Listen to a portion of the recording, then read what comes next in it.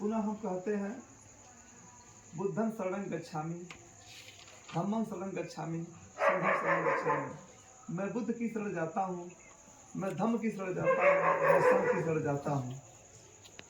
बुद्ध का मतलब भगवान बुद्ध का प्रतिमा नहीं, बुद्ध का मतलब कोई नाम रूप नहीं, बुद्ध का मतलब बुद्धि, ज्ञान, शिक्षा। ठीक है, बुद्ध का मतलब बुद्धि, ज्ञान, शिक्षा जो अर्जित करते हैं उसको बुद्ध कहते हैं। भगवान ने भी बुद्धि का खोज किया। इनका भी बचपन का नाम था युवराज सिद्धार्थ।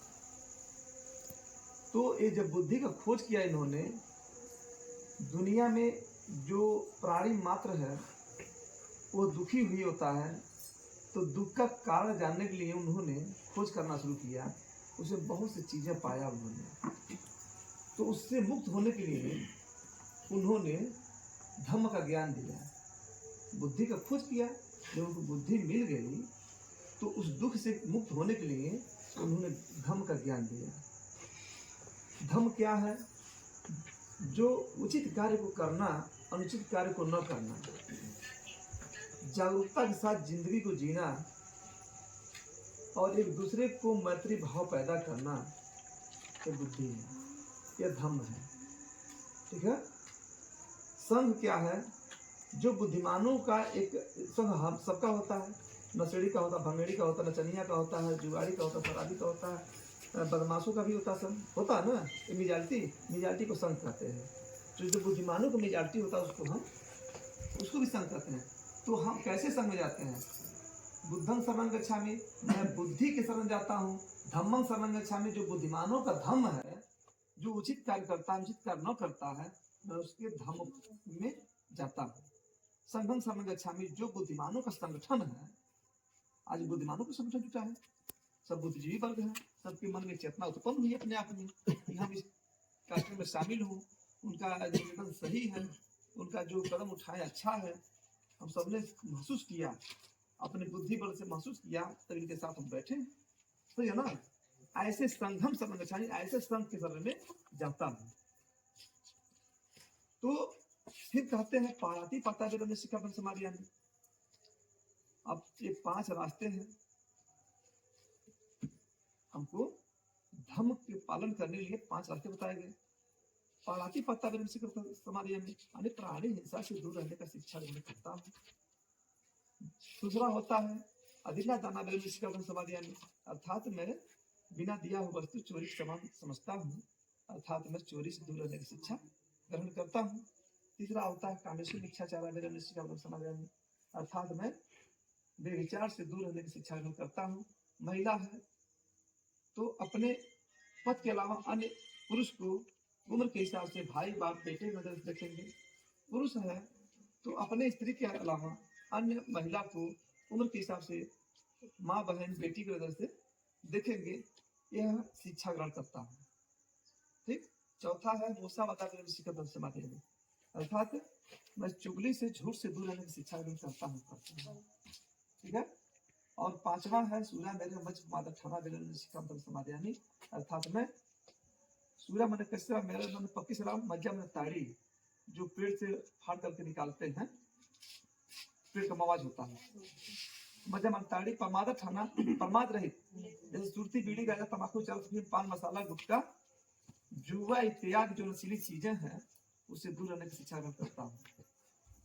जैसा कि प्राणी हिंसा करते हैं, तो मैं बता देना चाहता हूँ कि अगर भगवान बुद्ध बाबा साहब को बार बार हम लोग नाम लेते हैं, आप भी नाम लिए, उनके लिए डॉक्टर साहब ने प्रेरित किया, तो कुछ ऐसी चीजें मैं बता देना चाहता हूँ कि बाबा साहब अभी हमारे बीच में तमाम मिशन के लोग हैं, तमाम देवी देवताओं को मानने वाले लोग हैं, लेकिन आकलन करें यहाँ, जो भगवान ने, बुद्ध ने अपने शब्दों में कहा है मंगलसूत्र में, असेवना च बालानंद पंडिता च सेवना पूजा च पूजनीयाना चरिता मंगल उत्तम।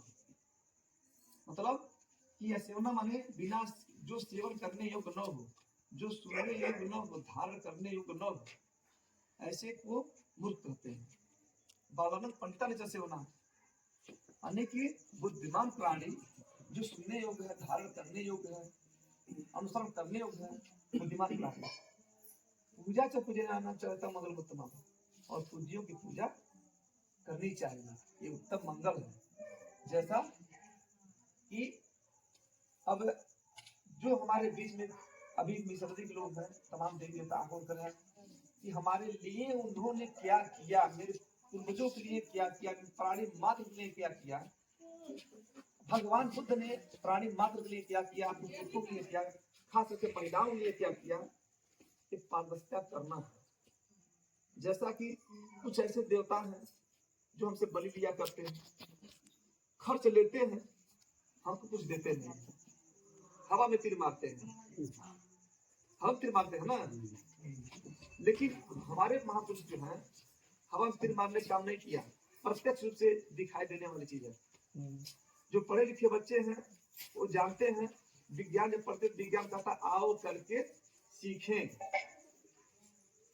भगवान बुद्ध कहते हैं आओ करके देखें, अच्छा है तो मानने लायक तो मानिए, और नहीं मानने को छोड़ दीजिए, सार्थक तो अपनाइए, निरर्थक तो छोड़ दीजिए। भगवान का कहना यह है आओ करके देखें, कहीं दूर नहीं, तत्काल फलदायी। कैसे?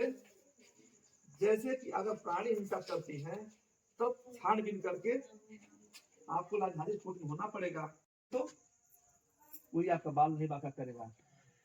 वे विचार करती है तभी क्षेत्र केस में लोग अंदर जाते हैं, झूठ बोलती हैं, किसी घर फूट जाता है, किसी की बेटिया बन घर उजड़ जाता है, बाप बेटे में झगड़ा हो जाता है, माँ बेटी में झगड़ा हो जाता है, सास बहू में झगड़ा हो जाता है, तो फुरवसाक होता है, फुरवसाक में 420 में पकड़ा जाता है, तो उसके ऊपर भी कानूनी कार्रवाई होती है, उसको डाटा फटकारा जाता है, जुर्माना लगाया जाता है ना सर।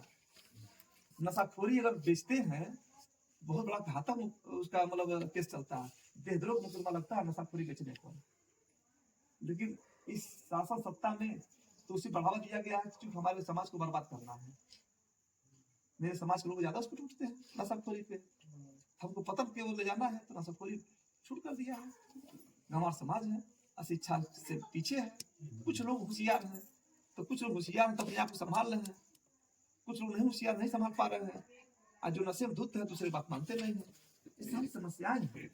भगवान ने कहा आओ करके देखो, तत्काल फलदायी, कहीं दूर खोजने की जरूरत नहीं है।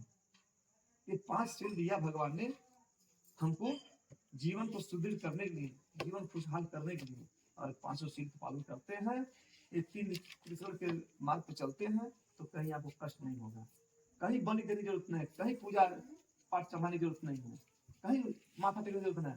हमारे बीच में ही सारे देवी देवता, भगवान बाबा साहब हमारे देवता हैं, बुद्ध हमारे भगवान हैं, इनके अलावा कोई नहीं। और बुद्ध दिया क्या आपने, इसकी उपरांत भी दिया आपको। मैं बहुत बड़ी चीज बताने जा रहा हूँ, भगवान बुद्ध ने सर्वप्रथम महिलाओं की लड़ाई लड़ा। हम कहाँ माथा टेकते हैं, काली दुर्गा लक्ष्मी दुका दुका दुका दुका और पहाड़ टीका खम्बा के नीचे गोबर गणेश के पीछे माथा टेकते हैं, मिलता क्या है? कुछ नहीं। जो जानलेवा है हमारा क्या रक्षा करेगा? हथियार मेरा रक्षा क्या? अरे हथियार लेकर जब अपने आप खुद रक्षा नहीं कर पा रहा है, अपने लिए सुरक्षा के लिए हथियार लिया है, तो मेरा रक्षा क्या करेगा? उसके हाथ में कुछ हथियार है क्या? आप देख सकते हैं बाबा साहब हाथ में कोई हथियार है क्या? जो व्यक्ति बिना हथियार का सबको जीत लिया, अच्छा वो करेगा कि वो करेगा? हम बिना कुछ गोली बंदूक चलाए, बिना जोर जबरदस्ती के आपके दिल को जीत लिए, हम महान हैं। आपकी जो दवा छुरी लगाकर, गोली लगाकर, रसरी में बांध करके, कुनों लटका करके आप कौलवार है, वो अच्छा है। अपने बेटे सुरक्षा बेटे को बलि मांगने वाला है, अच्छा है। ये समझना होगा माताओं को। रही बात, बुद्ध ने महिला के लिए ये सारा 5 चीज बताया है, पुरुषों ने बताया है, लेकिन जब युवराज थे तब उनके चचेरे भाई देवदत्त थोड़ा सा वो खुद मूर्ख टाइप आदमी था, वो बदमाश किस्म का आदमी था, हमेशा इनका विरोध करता था। तो भगवान बुद्ध के पिता के राजगुरु भविष्यवाणी किए थे कि तुम्हारा पुत्र बड़ा होकर के बहुत बड़ा सन्यासी बनेगा, ये बहुत बड़ा मार्गदर्शक बनेगा, यह युग परिवर्तक बनेगा। बुद्ध के पिता राजा शुद्धोधन जी बहुत भयभीत थे इस चीज से कि मैं चक्रवर्ती सम्राट हूँ, सारे राजाओं का राजा हूँ, और मेरा पुत्र सन्यासी बनेगा तो मेरा राजपट कौन संभालेगा। इस भय से वो बात प्रेरित करते कि मेरा बेटा राजा ही बने, क्षत्रिय ही बने, वो शिकार करे, मारपीट करे। लेकिन ऐसा बुद्ध के अंदर उतरता नहीं था। उनको आकर्षित करने के लिए रनिवास बनाया। रनिवास में नर्तकियां रहती थी, जिसको आज बेस्या के रूप में कहते हैं, उसको कहते हैं बेस्या। वो नर्तकियां रहती थी, गणिकाएं उसको कहते थे उस टाइम पे। तो गाना गाती, लोग भाती, इनके साथ आलिंगन करती, तो इनका दिल बहलता। ऐसा करके उन्होंने बनाया। इसमें इनको भेजा जाता था कि उनके बीच में जाएगा, संगत में आएगा, उनके मुंह में फंसेगा, तो इनको हम गृहस्थ आश्रम पात्र विवाह करके राजा बना देंगे। लेकिन इनके ऊपर कोई चारा नहीं चला। ये गए सारे गणिकाओं के ऊपर हावी हो गए, सब इनके चेले बन गए, शिष्य बन गए। इनको गुरु बनकर के मार्गदर्शन करते, शिक्षा देते थे, सिखाते थे। कुछ समय के बाद ये वहां उपस्थित नहीं होते, चले जाते हैं। वो जो गणिकाएं थी, जो सरदार थी, उसका तबीयत खराब रहता था। तो कहे कि मेरा तबीयत खराब है, अब मैं समय नहीं दे पाऊंगी। कहे ठीक, तुम आराम करो, विश्राम करो, तुमको आराम की जरूरत है। चले जाते हैं। देवदत्त जाता पीठ पीछे, उसके साथ दुराचार करके मार डालता है। वो गणिका मर जाती है, जो उसमें मालिक होती थी गणिकाओं की। उस टाइम पे जब सूचना आता, उसकी एक सहेली सिद्धार्थ के पास जब सूचना देती है ऐसी ऐसी स्थिति है, देवदत्त ने इसको अपराध करके मार डाला, ये बुद्ध बौखला जाते हैं, लगते देवदत्त को खोजने। महल के पीछे बागीचे में बहुत खुशहाली मना रहा था, खूब उछाल कूद कर रहा था। जाते हैं, देखते तब बुक्सिन मारना शुरू करते। उस दिन उनको भड़कता है गुस्सा, मारते हैं। तब तक उनकी माता देखती है, अरे बड़ा भाई पर हाथ उठाया है, तो अत्याचार है, बहुत अपराध है।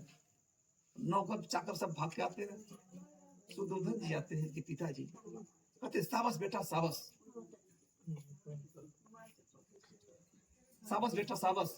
वो कहते हैं, तो कहती है कि आप साबस क्यों कर रहे हैं। तो कहे कि आज मेरे बेटे के अंदर क्षत्रियता जग गई है, मांगो पुत्र, तुम मांगो, पुरस्कार मांगो, मैं देने तैयार हूँ। बोलते पिताजी अब तक मैं कुछ मांगा नहीं था, लेकिन मांगना चाहता भी हूँ, लेकिन आप सरकार की मतलब वचन से पीछे नहीं हटेगा तब मैं मांगूंगा। कहे तुम मेरा प्राण मांगो, मैं प्राण भी देने को तैयार हूँ। समय कम है, मैं साथ में बता दे रहा हूँ, थोड़ी सी बात है। तो कहे कि मैं इतना प्रसन्न हूँ, प्राण मांगो, प्राण दे दूंगा। कहे पिताजी प्राण नहीं चाहिए, बस मुझे एक ऐसा कानून चाहिए कि उसका सिर्फ रखवाला मैं रहूंगा, उसका पालन करने वाला, चलाने वाला कानून तो मैं रहूंगा, उपरांत कोई नहीं रहेगा। ये मस्त ऐसा ही होगा, बताओ क्या कानून चाहिए। जाति क्या मांगे हो। पिताजी कानून वो चाहिए, आज के बाद जब किसी महिला के साथ, किसी स्त्री के साथ कोई पुरुष जोर जबरदस्ती करता है, उसको दंड वही मिलना चाहिए जो एक खूनी को मिलता है। कितनी बड़ी उन्होंने आपके लिए कुर्बानी दी है, कितनी बड़ी चीज मांगी आपसे, कितना बड़ा कानून बनाया आपके लिए। बुद्ध का कानून है, कारण वो मौखिक था। बाबा साहब उसको संविधान में लिखित तौर से दर्शा दिया। आज महिलाओं जो फैसिलिटी है, सास पति झगड़ा हो तो 100 नंबर लगा था, पति थोड़ा डांट दिया तभी 100 नंबर लगा था। ये किसका देन है? बाबा साहब डॉक्टर अम्बेडकर का देन है। इसलिए बाबा साहब डॉक्टर अम्बेडकर भगवान बुद्ध को अनुसरण करना जरूरी है, उनके नियम पे चलना जरूरी है। जो सील बताया आपको, उस सील पे चलना जरूरी है, तो हमारा सब अच्छा रहेगा। ज्यादा ना कुछ पैसे में सरल बहुत मिलेगा। आप लोग बीच में उपस्थित होंगे कार्यक्रम में, तो कुछ और भी चीजें बता कर जाएंगे। अब इसी शब्दों के साथ मैं पुनः आप सभी लोगों को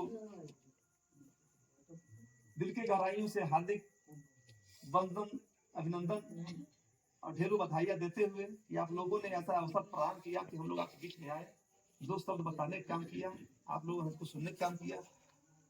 पुनः मैं आप लोगों के सुखी जीवन का मंगल कामना करते हुए नमो बुद्धाय, जय जय। बहुत बहुत साधुवाद आप लोगों को।